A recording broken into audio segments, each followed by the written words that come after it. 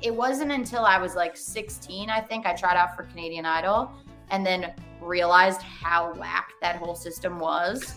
And like my audition was wild. And I was like, this is not.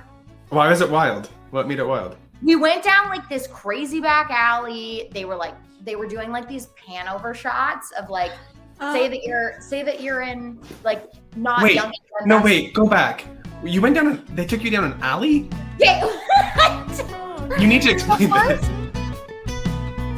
Hello and welcome to another episode of On The Porch with Front Porch Music. I just want to say thank you for tuning in over the last few weeks while we've launched this podcast. We are so excited about the chats we have with the artists, and we are so happy that you're listening and enjoying it. Yeah, the feedback so far has been really overwhelming, so thank you so much to everyone who's been listening. Jenna and I are just loving that we're getting to do this right now.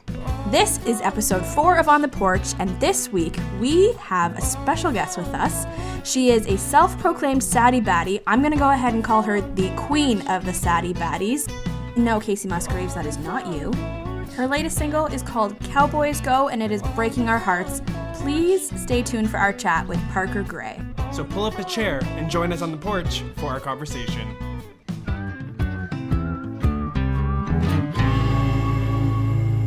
Parker Graye, thanks for joining us for another episode. We're so excited to have you. Yeehaw! Thanks for having me. Thank you guys so much. I'm just thrilled to be here. Of course. Well, we must talk to the girl who is making country music sad again, obviously. Yep, it's the mission. It continues. It's funny. Like, I don't remember if last time we talked about this, but that tagline was such a mistake. Oh. Yeah, like, so when everybody was doing Clubhouse, I like submerged myself into the Clubhouse world real hard, and everyone was talking about having like a catchy tagline. And as a joke, because I'm a sad girl at heart, I was like, oh, what if I just make it like on a mission to make country music sad again? And then it stuck so much, and it's like an honest tagline, because truly, like, there's nothing I love more than sad songs and writing sad songs and releasing sad songs. But yeah, so I'm so pumped that like little, like, as Bob Ross would say, a happy little accident to such a thing. But well, it's definitely memorable for sure. Thanks. I mean, didn't plan it, but It's okay, roll with it. Yeah, just roll with it. Yeah, exactly. So you were telling us, like, just before we started recording here, that you've been up since the ass crack of dawn. Yeah. Why? Well, because, you know, I'm doing all the things. I've got practically a full-time job. I also coach CrossFit. I got to get to the gym myself, because that's like the best thing for my mental health and overall just sanity. And music doesn't get done on its own. Like, you gotta push your music out, and you gotta be your number one fan and be telling everybody to talk about your stuff. And it's just a hustle, which, like, I love. Like, there's nothing wrong with it. Like, it's great. I'm very grateful to have to do all of it, if that resonates. So what time did you wake up? 4:45 a.m. Yeah. I'm screaming on the inside. I mean, the last time I did that, it must have been for university. I'm thinking the last time I saw 4:45 a.m. was like I was up until that late. 4:45 a.m. I wasn't waking up. I was going to bed. Well, yeah, I mean, when I'm an old lady at heart, I think, like, I love going to bed early. Like, there is nothing like crawling into bed at 9 p.m. Like, holy moly. But the last time I did that was because I was sick. But this is my problem. It's like, I need to be better at, like, that's a lie. I don't need to be better at it. When I'm in Nash, I'm like out. And I don't know how I stay awake, because I probably just like being there and like the thing. But like here, when I'm back in Vancouver, it's like I can't wait for 9 p.m. so I can like call in bed. Oh, I love it. That's like, I think that you may be one of the only musicians to be like, yeah, get me to bed early. Oh, yeah, I don't know, man. I don't function well on no sleep. Like, these people who can go to bed at like 1 or 2 and then get up at 8 a.m. and like do their day and be bells on. No way. That's No literally way. me every day. I don't know how you do it. I mean, Like, not 1 p.m. I'm not a psychopath, but like midnight. No way. Absolutely No. not. Like, even again, I was just in Nash and every night was a late night. I think I probably, in my like 18 days of being there, I think I only had maybe 2 early nights and I was dying every day. Like, I just can't function like that. It is like not my thing. I don't know. I don't know if it's just like I don't have like the stamina for it. But like I try so hard, but like I turn into like Cinderella, like how all of her stuff turns into like pumpkins, and like I just can You turn feel into a myself pumpkin at midnight. like falling apart. I love it. That's funny. Not a I mean- rock star. My show today is at 3 p.m. Yeah, It's a matinee. really. People be like, "You're headlining." I'm like, "Well, can I like open?" Can I open? Can I have the 11 a.m. slot at the festival, please? I need to be home in time. I prefer a midday show. Oh That's man, funny. I love it. That's funny. I love it. So yeah, you've been to Nashville a couple times this year, right? yeah.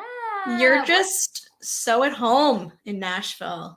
I am. Once the pandy slowed down, I was like, bye, I'm out of here. There's something about, I've always been a firm believer in like your soul compass, which sounds really like witchy and like woo-woo. It but- sounds very Vancouver. Right. I'm probably also doing like a wellness shot and taking like a vitamin C packet at the same time. I know. And holding my crystals. But in all honesty though, it's like I go there and everything about my soul is like energized. And obviously I'm in full alignment in terms of like being around people who are doing the exact same things that I'm doing or in similar kind of realms.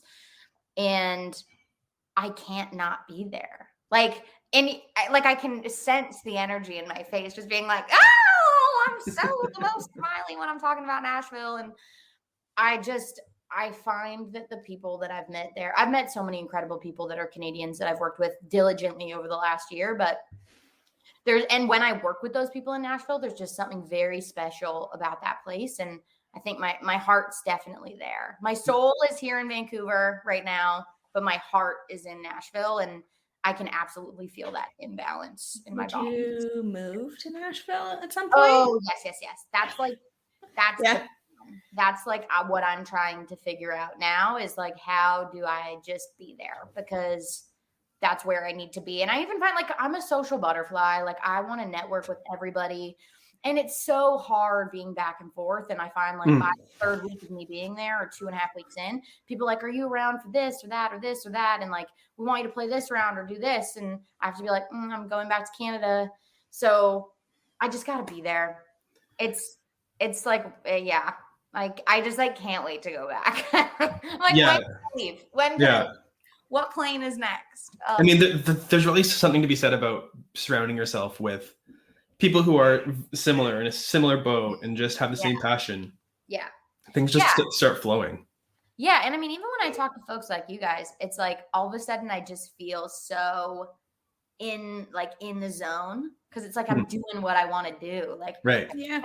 I've been in Vancouver for 11 years and I've been working on music in different ways for that duration. But there's something about what I'm doing now that's just so different and so real and makes me so thrilled. And I love having opportunities like this to talk to folks like you. And yeah, I don't know, I'm grateful. It's been great to be here. What is it about Nashville, do you think? Because like, why can't we seem to replicate that anywhere else? God, you know what's so funny about that is I was having that exact same thought on my plane ride home. I was like, why have we in Canada never been able to just be that? Like even Calgary is probably the closest to it. And still it's not Nashville. So I don't know if it's just the magic of like the place itself and the people that have kind of come up and been there and like the institutions. Like, yeah, it's like dripping in history too. And the Grand Ole Opry. Like maybe it's just that magic. It's like I don't know. And like we have so many insanely talented humans in the music scene outside of country, even even in pop and hip hop and folk, and we do not have the same community. We don't have the same energy and excitement, and it's heartbreaking. And it's like something when I am here, I think like once COVID really like simmers down and people are way more comfortable being out and about, especially musicians, I would love to start a round here because I think writers' rounds are so incredibly inspiring. And I find every time I go to a round, you just learn something about songs, yourself, and like people's thought process that is like indispensable and like unlike anything else I've ever experienced. And I think that especially here in Vancouver, I don't think rounds exist. Like I have not in my time been here seen a round promoted. So I would love to, yeah.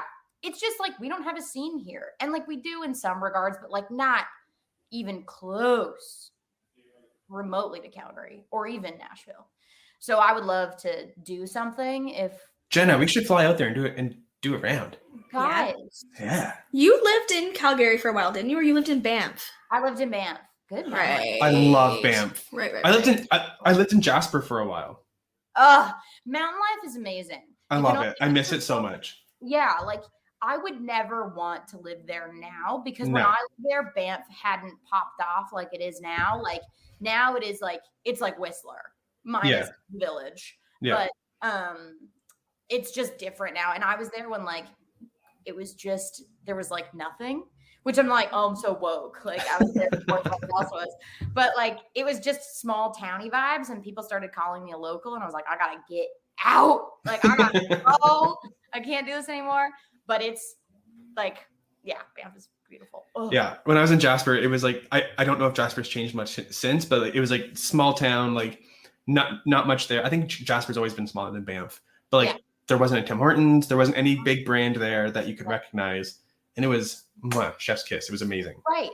I mean, like, I think our biggest spot in Banff at the time was like Safeway and McDonald's. Like that was probably, and then everything else was like small locally owned places. And like, sure, we had a Lululemon, but like that was it. Like I used to shop at this stupid store called like Bedrock or something. And I used to buy my clothes there. And it was like the wackest ever. But yeah, I miss the simplicity of that time, but I was so much younger and like I knew I had to do music, so I had to get out of there. Yeah, and I would never want to live there right now, I don't think. I don't have it in me. No. I'm too old for that shit. Me too. Parker escaped on a red-eye bus. Yeah. Pardon? I remember all of this. Yeah, tell him. Yeah. Yeah, I literally, my poor landlords who are like saints. Like I lived in the basement of their house and they had two girls and a son. And I like completely pulled the rug out from under them because I was like, I found this place to stay in Vancouver. It had a studio in it. It was not all that it was cracked up to be, FYI. But at the time I was like 21, I guess. Yeah, 21. And I was like, I gotta move for music. I'm doing this thing. I'm moving to Vancouver. I'd never been to Vancouver in my life. The biggest town I'd ever been to was probably Toronto. So like small town girl moving to Vancouver, never been. Like my dad was probably dying. He was probably like, what is this child doing? Like, but I got on a red-eye bus. I packed my stuff, got on a red-eye bus and like pieced on my landlords. And I think I might have given them a couple days notice. I was like, I'm leaving, packed my stuff, got on a bus. I knew one person here and she and I had like been in snowboard camps and stuff together when we were competing. And she picked me up from the Greyhound terminal. And I remember driving down West Georgia, which is like one of our main strips, like kind of downtown. And like, the glass of the buildings was like so overwhelming to me because I'd never been in a city. Like I really like outside of Calgary or Toronto, like, but it's different in Calgary. Like it's just not the same, but yeah, crazy. And then that just like kicked everything off. It was sweet. Wild. Have you always been like a free spirit like that? Just kind of like ready to pick up and go, or is I'm that more like calculated free spirit? Gotcha. I still love control. Gotcha. Like I need to have something in place. And I think my thing in place was like, I know where I'm going to live. Like if I have a place to rest my head, I'm fine. Yeah, because you got to be to bed by 9, so you need a place to stay. Right, exactly. Yeah. I need to know where I'm going to sleep. And that place was a hole. OMFG, this place was a dump. And like the first night I got there, I met my old music manager. And it was like stars aligning. And she was managing a really big pop duo at the time. And like over time, we became much closer. And she was like, you need to get out of here. Like, this is a hole. Like one of her artists keyboard player was living in the house. And so that's why she was at the house. And she met me and she was like, what are you doing here? So I lived with her for like a long period of time until I could get like my feet on the ground and like get settled. But that's awesome. Man, come a long way. Holy it's those stories that make you, I guess. Yeah, and like I wouldn't trade it. Like I went through the ringer in those first couple of years of being here because Vancouver is a hard city. Like it's not easy here, but yeah, built me for sure. Yeah, no kidding. So you said you're coming from a small town, and I believe that's Orillia. Yeah. Which is where we are right now. Currently. Yeah, it's so crazy. That is crazy. So growing up in Orillia, did you find that you were naturally drawn to music, or were there other things? Because you mentioned snowboarding as well. Were there other things that were kind of your passion, or how did take us back to the beginning? Yeah. So my parents are not remotely musically inclined, like at all. Like to the point where when I wanted to do singing lessons, I think they're like, this is glorified babysitting. Thank the Lord. And like they never put an instrument in my hand. Like it was never that for me. And like, to be honest, I wish they would have. I wish they would have been like, this could be something. But my aunt, who passed away when I was in high school, she was an incredible singer. And like I grew up in a Roman Catholic, not house, but like circle, I guess. And like I went to Catholic high schools and elementary schools, and I loved going to church because I got to sing. And like I always was obsessed with like Shania Twain and like everybody who was kind of coming up, and Dolly and all the pop artists, like Spice Girls, obsessed. Mariah Carey, obsessed. Christina Aguilera, obsessed. So I would spend hours in my room, like learning these songs and like singing back. And I'm sure my parents were like, God, shut up. Like it's 9 p.m. We don't want to hear your cat voice in the bedroom at night. But I was in love with the arts. I loved being creative. Like I was always making crafts and like just doing stuff. And I got involved in the school play, and I was also an athlete. So I was like this weird like middle ground of like not really knowing where my place was. And I never felt inclined to do band, but like I should have. And I just didn't know what it meant. And then in my grade, I think it was like 11 or 12, we had a computer class, and they had just renovated the whole high school, and they built a recording studio. And I'm like, for what? And they also had like a newsroom. And I was like, are you guys going to do something with this? And my computer teacher, me and one other guy were like pretty good at computers for whatever reason. And so we had like finished our projects early. And he was like, if you guys write a song and record it, I'll give you extra credits. Cool. So like, sick. Yeah. So I wrote this song called All Behind, and it's awful. So bad. And I go back to it often to just like remind myself. I want to hear it. Yeah, me too. Oh, I'll send it to you. It's like one of those how it started, where it is now kind of thing. Yeah. It's so bad. But I think in that moment I was like, oh, like this is interesting. Like I still didn't know what it meant. And like growing up back then, we didn't have Songland. We didn't have the awareness of songwriters. I was in a tiny town where like nobody knew anything about music really. And like, it wasn't until I was like 16, I think I tried out for Canadian Idol and then realized how whack that whole system was. And like my audition was wild. And I was like, this is not.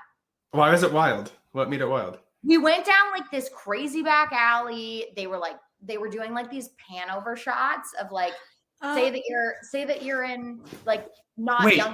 No, wait, go back. You went down. They took you down an alley. Yeah. You need to explain this. So first we were like in this lineup and you had to get like your information or whatever. And they were doing like pan over shots and we were in Yonge and Dundas Square and they were getting us to yell like other places back. Because you know it's Yonge and Dundas Square. Like if you know anything about Canada. And then when it was our time to like go, they were taking us down these like back alleys to these other doors and they put you in this like weird room that was just had nothing in it.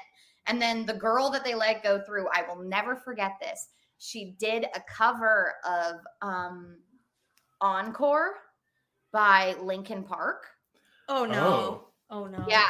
And they let her through. And it was terrible. Horrendous. Was she let through because she was so bad? Like it was one of the big ones that you make fun of? I don't know. And they made me sing another 3 songs. And I was like, and then they didn't let me through. So I was like, whatever. Like I was heartbroken for 7 seconds because I thought that was my shot. Like this was going to be my moment.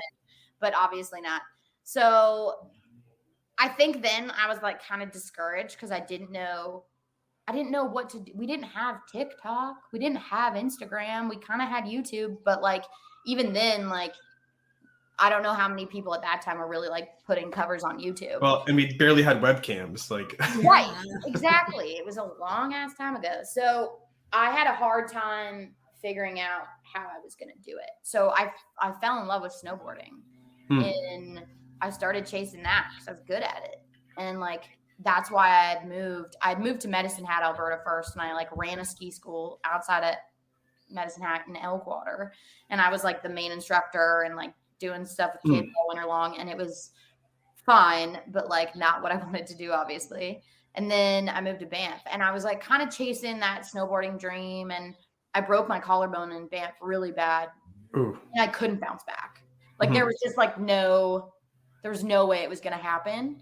And I think all that time, like I was really reconnecting with music and I'd always been obsessed with music. Like I was the person in high school making playlists for our like basketball games. And I was the person like making playlists for my friends and like looking for new music and like trying to find the underground thing and like using Hype Machine. Like it was like the holy grail. And I forgot all about that. Gosh. Yeah. Right? Oh, that just brought me back. So I've always just been obsessed with music and I've been able to like memorize lyrics to songs and like people will be like, how do you know this? And I'm like, I don't know. Like I hear it a couple times and I just can like pick it up. I've just been obsessed. Like, it's almost like it's just in my blood. Like there's no reason. My parents weren't musicians, like nobody in my family really, except for my aunt.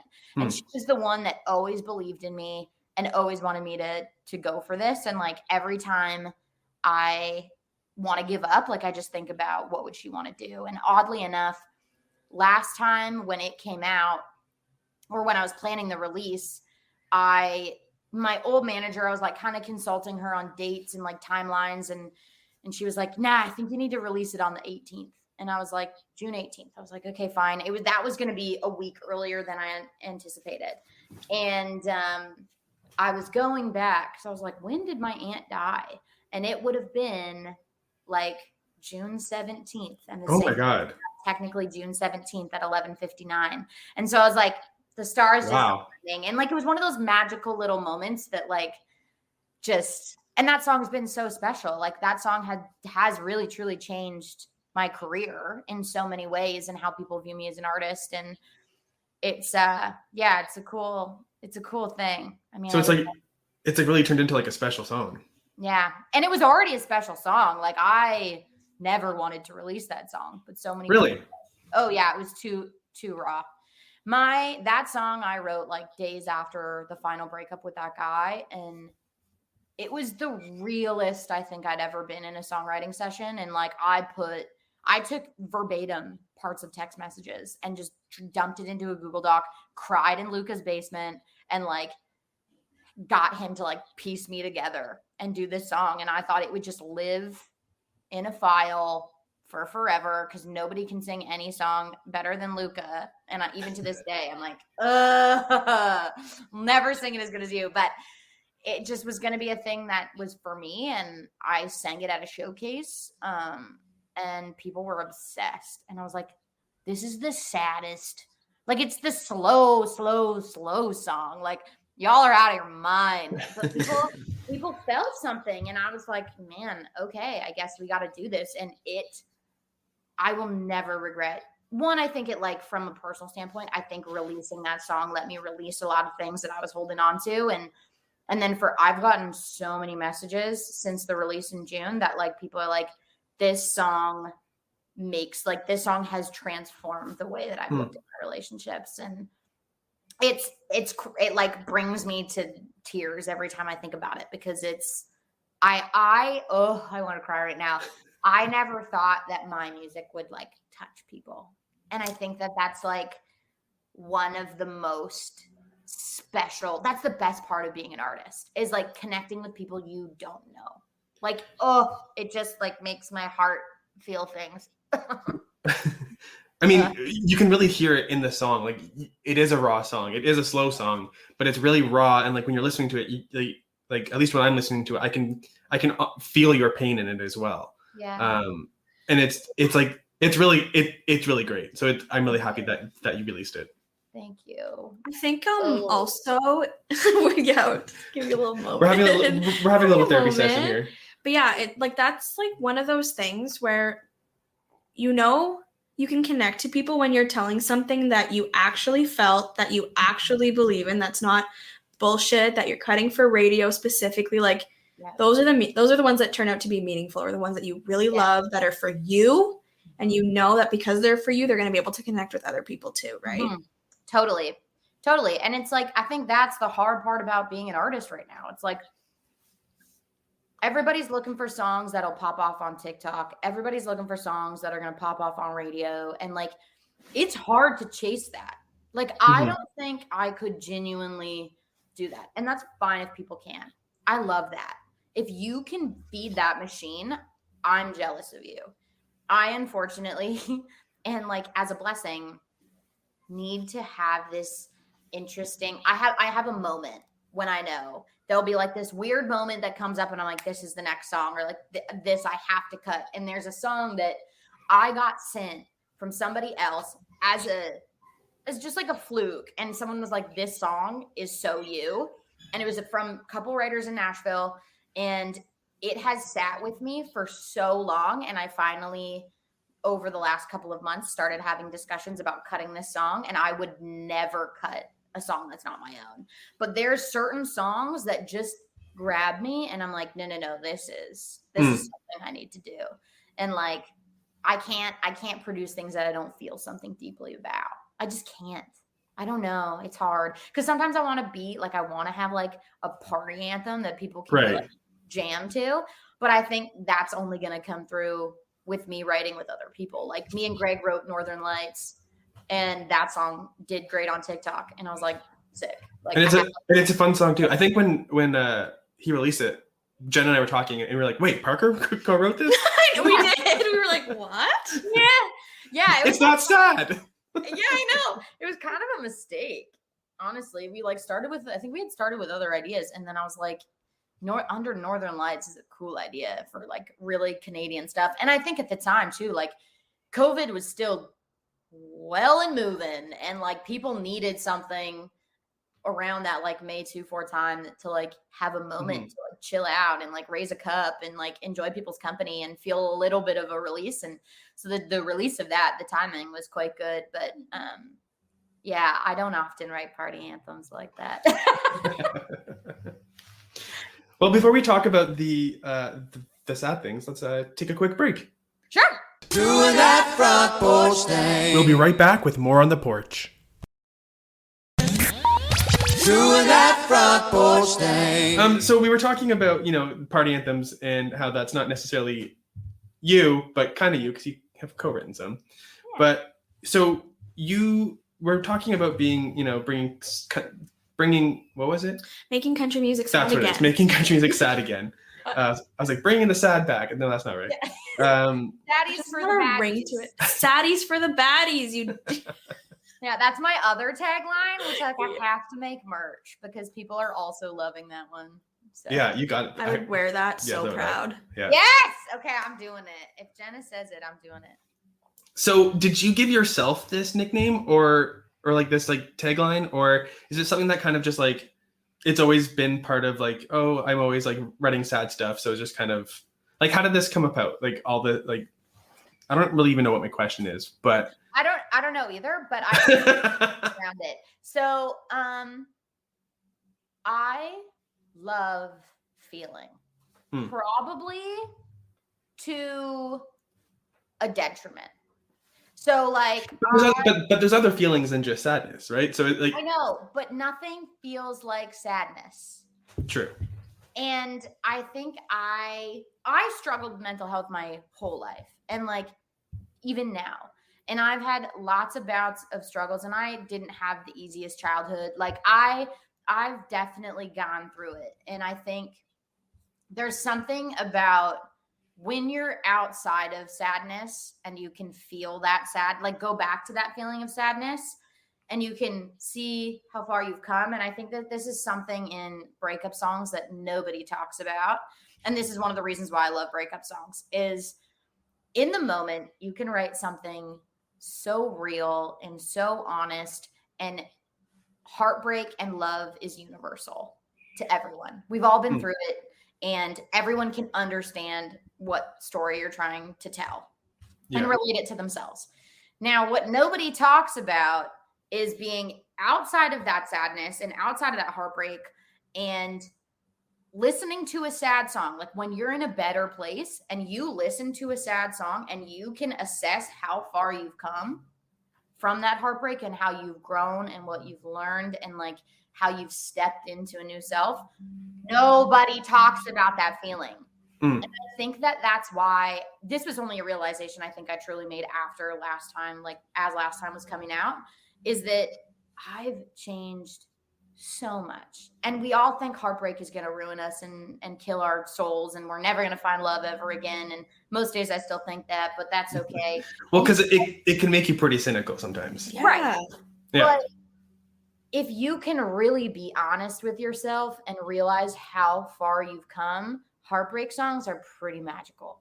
And I find it fascinating how quickly they can catapult you back to an awful time in your life. Yet, if you have enough self-awareness and like, if you're happy where you're at, even a little bit, you can really look back. I've come a long way from that. And like, I am doing better, and I'm waking up every day and I'm doing things differently, or I'm living for myself. And like that feeling on top of heartbreak is so cool. And like, I just love capturing that. And again, I don't know how many people really listen to a sad song and think about that, but I certainly do. Yeah, I think it's great. I mean, just with you talking there, I'm thinking back to like all the songs that stick out in my head, not like necessarily of yours, but just like in general, the ones that stick out in my head are all ones that you're right, have me remembering a feeling. Yeah. So it's like all of them. There's a song for every season too. And like, yes. And I think like there's specific songs in my life that I go back to often. Example, There's Never a Right Time to Say Goodbye by Chris Brown. I remember that breakup. I remember that song being on repeat. There's certain things in my life that like pop music and folk music and country music. And like, I remember all these songs that I have the worst memory. I can barely remember what I ate yesterday, but somehow a song can take me right back to a moment. And that's so interesting. So what season does Cowboys Go fit into then? Woo! How's that for leading you in? That was sick. You do this for a living? Interesting. Let's preface that with Yes. what Cowboys Go is. Yeah. So Cowboys Go is your latest single. Yes! Oh my goodness. I love this song so much. I wrote this with two of my pals, Bo Armstrong and Colton Venner in Nashville.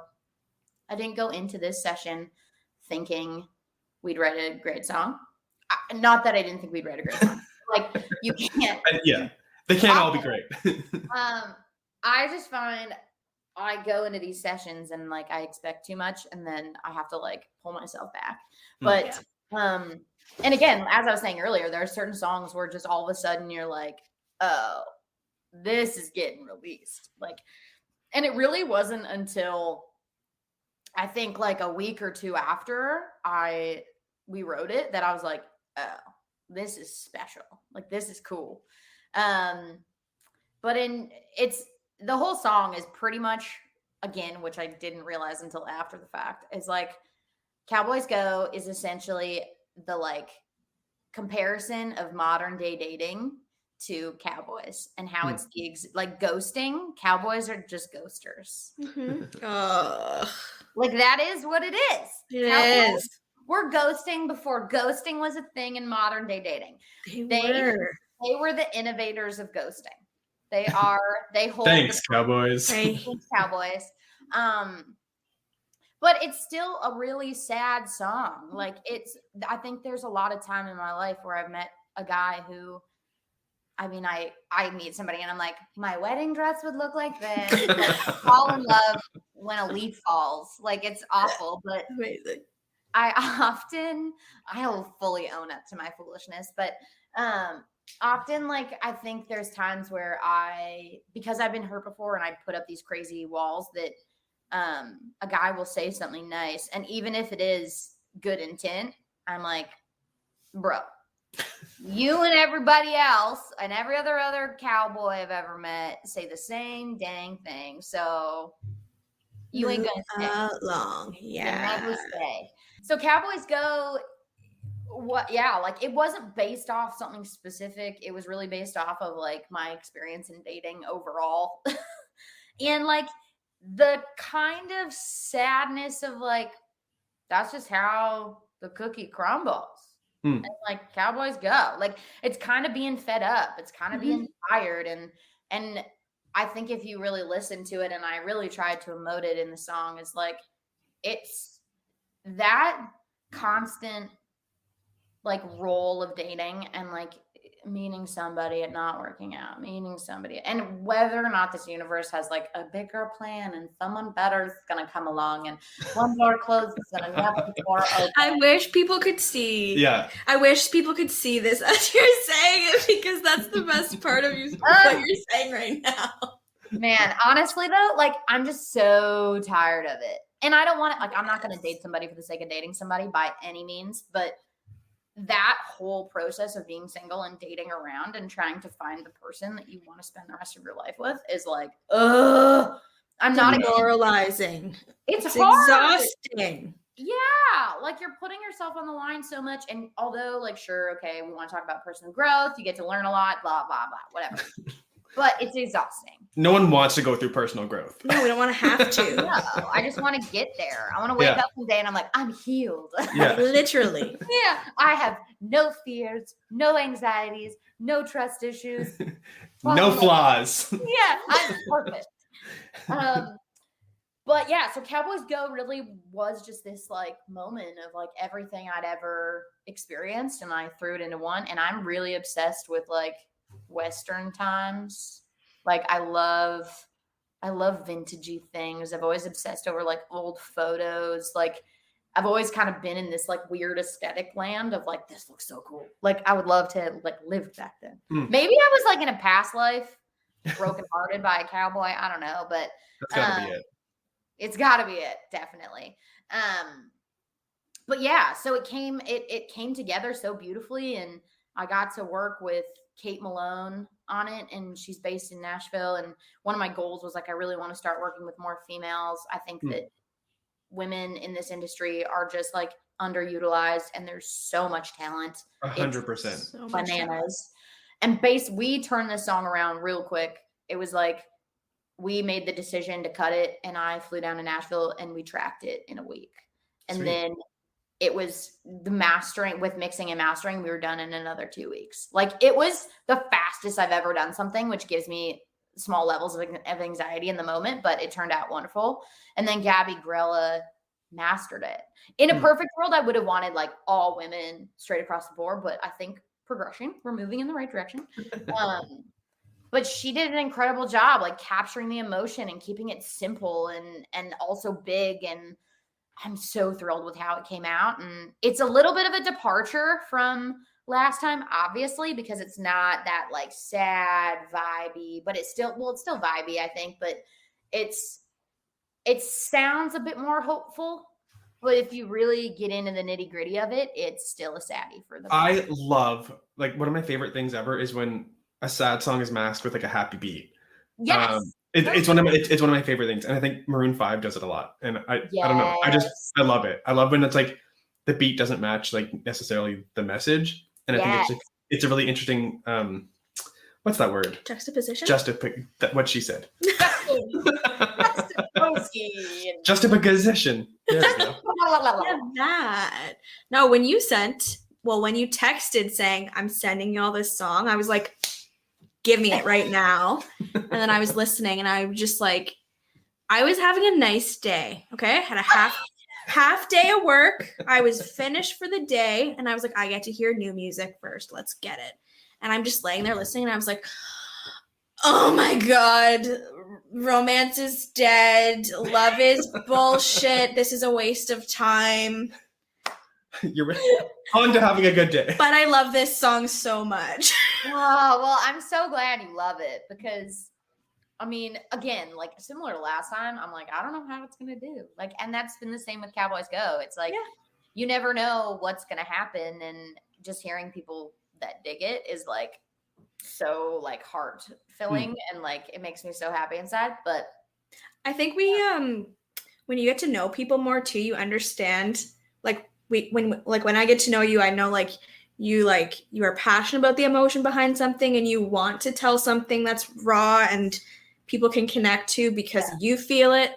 And so when you go in to listen to one of your songs, it's like there's a lot going into this. It's not just like something for people to hear and hum along to. There's like something to connect with, and I'm like, I'm gonna find it every time. So well, thank you for saying that because so I really do put a lot of pride and effort into making sure that I'm emoting. And people think it's like really easy to just sing with emotion, and it's not. Like every time we do takes, I'm like, that doesn't sound like I'm in it. And then producers are like, it's fine. And I'll like, poor Kate, she probably, and I did this to Spencer too when I was recording last time. I was like, I need to go back in the booth. I need to do that like another 20 times. And I'm like, just let me prove to myself I can't do it better. And then I'll do another like 20 takes. And they're like, I think we got it. And I'm like, no, okay. Okay, fine. Because you just never like there's just something about it. Sometimes you'll hear it a certain way or the way you say something. And I think I hear that in a lot of other songs. Like you'll hear this crack in their voice or this like emptiness or hollowness. And I always want my music for people to hear that and for it to be honest. And I never want to sing a song for the sake of singing it. Like it's got to connect and it's got to come from a place where I wrote it, you know? So thank you for saying that. Appreciate that. Of course. Well, we're coming up on the end of our time here, Parker. Oh, don't leave me. I love you so much. Isn't that wild? It's like gone by so fast. I know. We'll have to do a part 2. Yeah. And three, Let's maybe. do it. Part 2, 3, 4, 5. Whatever. We'll have you like as a regular. Sure. Oh my gosh. I'll come on. I'll co-host. Yeah. We'll do like Parker's hot takes or something. Oh my god. Fun. I'll give you my dating tips. Yes. I'll assess every other guest dating scenario and I'll be like, okay. Here you go. What would you do in this scenario? I'm dying. Hot takes. That's so funny. I love it. Well, Parker, where can people find you? You can find me on the gram at Parker Graye, Graye. I need to stop saying it like that, but I do. TikTok, Twitter, Facebook, and then out in the world. Are you still doing Clubhouse stuff, or is Clubhouse still a thing? No, not really. It just it kind of died when people. It was like a good like COVID thing. I just still don't even know what Clubhouse is, to be quite honest. Honestly, it changed my life. Clubhouse changed my life. Like it's the reason why I have my management team now. Really? Wait, what? Like the people that I met on Clubhouse are now my like core people in Nashville. Like it Wow. changed everything for me. Like I will forever like bow down to Clubhouse and what it did for me because it was a game changer. I went into Clubhouse one time, and I was like, let's see what this is all about. And then someone like I entered a room or whatever they're called. I entered a Clubhouse or whatever.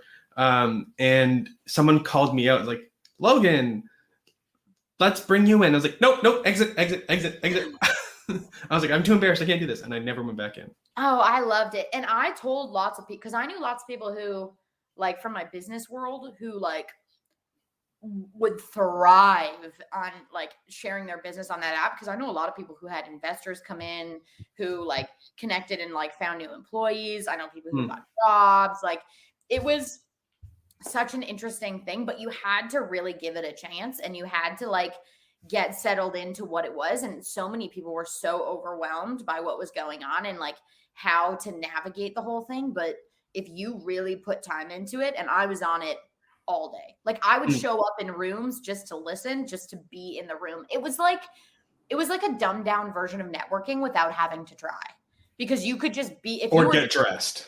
Yeah, exactly. If you were just in a room, people were looking through your profile, and I probably gained easily 1,200 followers from Clubhouse alone on Instagram. Wow. Like, it just changed everything. It was crazy. Anyway, but I don't do anything now, so.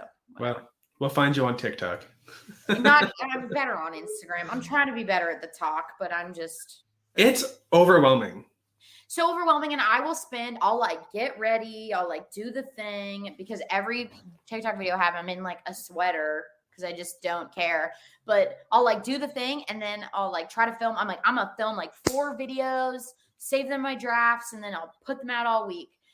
I spend like 4 hours trying to film 1 8-second video, and then I get discouraged and then I quit. So oh my God, that's me. What? That's me. It's so horrible. I want to be better at it, because I see so many people doing like having their music pop off. And I understand there's an algorithm involved as well, but like it's not going to happen to you if you don't just put yourself Keep out posting, there. Yeah.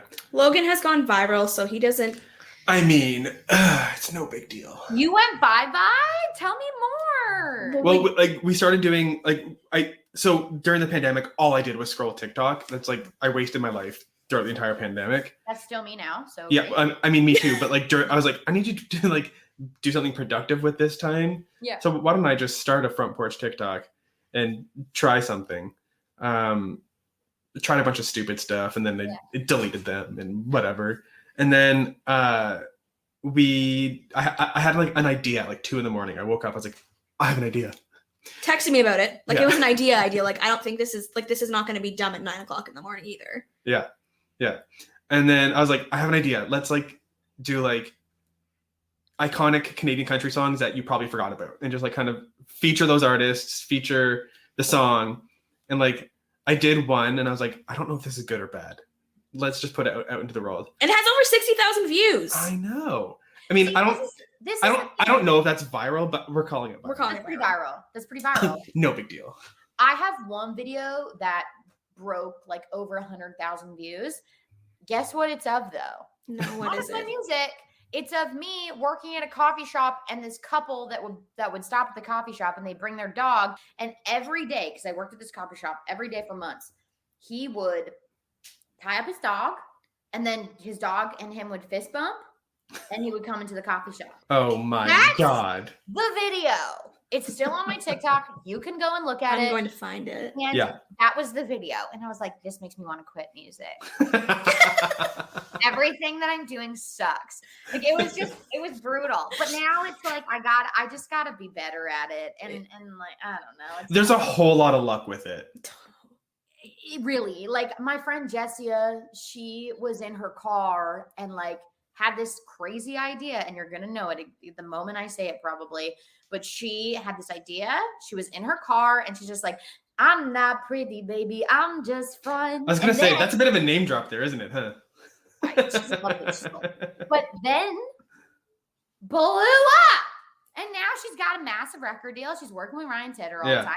It's a wicked song. Like, it's incredible. But would that have been what it was if it wasn't for TikTok?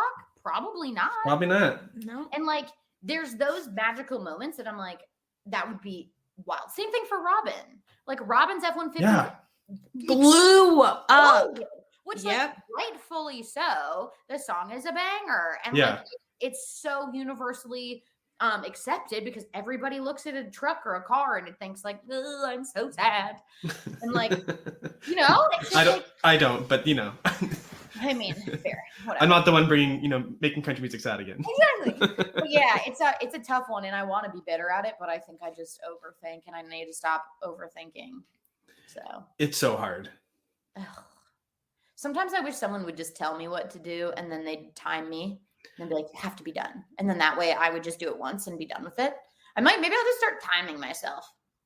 That's kind of the way I feel with life in general. Like, where's the adult to tell me when I need to stop doing things? Honestly, sometimes my managers, I'm like, "Can you guys just tell me what to do so I just do it?" Like, sometimes don't give me the creative control because I'll take forever. Like, Maybe I need a manager in life. I'll be your life manager. Oh, thanks. Great. Tell me what to do, when to do it. So, you know, at least there's an adult in the room. Logan, do the damn dishes. Oh, but I don't want to. Lol. I love you guys so much. I know, and I don't know if I ever say this enough, but like, you guys are doing such cool shit. And like, Oh, thank you. We like, as artists, and especially independent artists, like, you guys really make us look better than we are all the time. And I really appreciate that, and you make me feel cool, so thank you. And honestly, like, this is I know that this is not like the only thing you have going on in your life, so the fact that you're taking the time to like support us and do this, like, I can't describe my like amount of and thankfulness and gratefulness, because stuff like this really does change our careers, and I don't think you guys get told that enough. And like, Oh, you're giving me the goosebumps. I mean it. Like, these things are like, yeah, you guys are just very special. Well, thank you so much. I mean, you know, I started Front Porch with that kind of in mind, with independent artists in mind, and really trying to make a difference in the careers of artists like you. Yeah, well, you're doing it. You're doing it. And if you ever think that you're like, oh, it's just not what it is, but you're doing it, and think like a year ago or 2 years ago or however long ago you dreamed of doing this, and like, I have to remind myself that all the time, and you're doing it. And like it's completely turned into something that I never expected it to. Right. Exactly. And like, that's what's so freaking special. And like I started this to selfishly get more marketing clients, and then and then it just like turned into something a lot more special. That's like getting a dog to find a girlfriend or a boyfriend. Yeah. The front porch is my dog. He didn't. He found me instead. Yeah. But seriously, like, thank you from the bottom of my little saddy batty heart, because it does do a lot for us, and it doesn't go unnoticed. So thank you for always. Anytime. And thank you for joining us. I really, really, really appreciate it. And it's been so great to get to know you, because I don't think we've ever actually connected face to face before. I know, the next time I come home, we'll have to hang out. You have to, yeah. Where in really do you live? That might be a weird question. You might want to. Well, I'll tell you after we finish, recording this. Yeah. Okay, great. So, see you all in a couple weeks. Thanks, y'all. Have a good one. Thanks so much for joining us on The Porch with Front Porch Music. I love talking to artists and digging deep into the world of Canadian country music, and I'm so excited you joined. If you liked this episode, please rate, review, and subscribe to this podcast. That's the easiest way for you to support this show. You may even get a shout out. So we'll see you in a couple weeks next time on The Porch. On The Porch with Front Porch Music is hosted by me, Logan Miller, and Jenna Weishar. The theme song was written, produced, and performed by Owen Riegling.